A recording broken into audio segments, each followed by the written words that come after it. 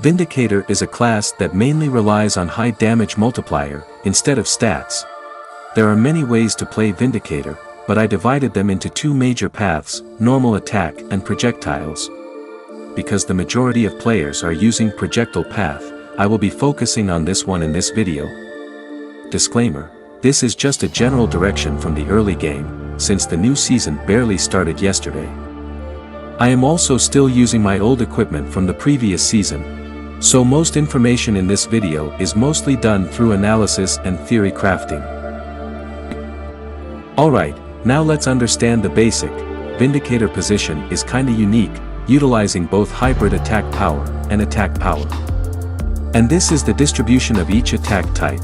The secondary DPS are mostly came from projectiles, using hybrid power. Main DPS came from Execution Blade and Vindicator form basic attack, and the burst came from Extirpation Pact. Now, let's take a look at the Fatebound sets. Vindicator has too many build variations, so I will just put all of them here. You can see main, secondary, additional, niche for special build, and I haven't tried the last category yet, but it might be useful somehow. First, multi-shot.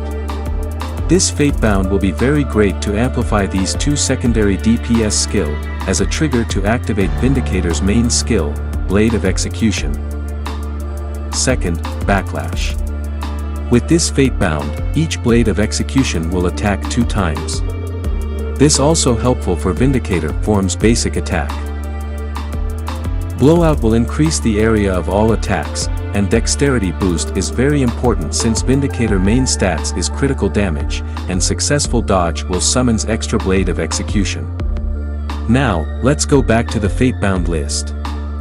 You must have understand most of it, so I will just explain 2 Fatebound on the niche section. Buff amplification might become an emerging meta for Lightbringer based class, especially to maintain the duration of buffs and transform, while serendipity is useful to increase the chance of these 2 skills activating. For meditation, it might be useful to cut down the cooldown of Red Necklace, Infinite Center and some other skills. But I haven't tested it yet, so I will leave it for now. For boss soul Fatebound on weapon and armors, these 4 are the most popular one. Boar King for either heavy ordnance or sortie, Black Archknight for bleeding, backlash, or dexterity boost from dual blade, Zolan for laser skill and radiant core, and Alpha Yeti for extra area damage and blowout Fatebound. For Medusa, I haven't seen anyone use it. Will it become useful somehow? What do you think? For necklace and ring, these 3 combinations are the best so far. The necklace is basically fixed for infinite center, and you can choose 1 out of 3 red rings, for extra projectiles, survival, or faster skill cooldown. By the way, this is the effect of red ring from Skeleton King. It will summon some yellow sperms to give extra damage, and it will appear more often if you use multi-shot Fatebound. This is my Vindicator using my Dread Knight equipment, having a very high burst damage from Extirpation Pact skill. And that's it for the video. I will remind you once again that this is just an early build, so some things might change completely in the future. Please like, comment, and subscribe so I'm not become lazy again. See you next time.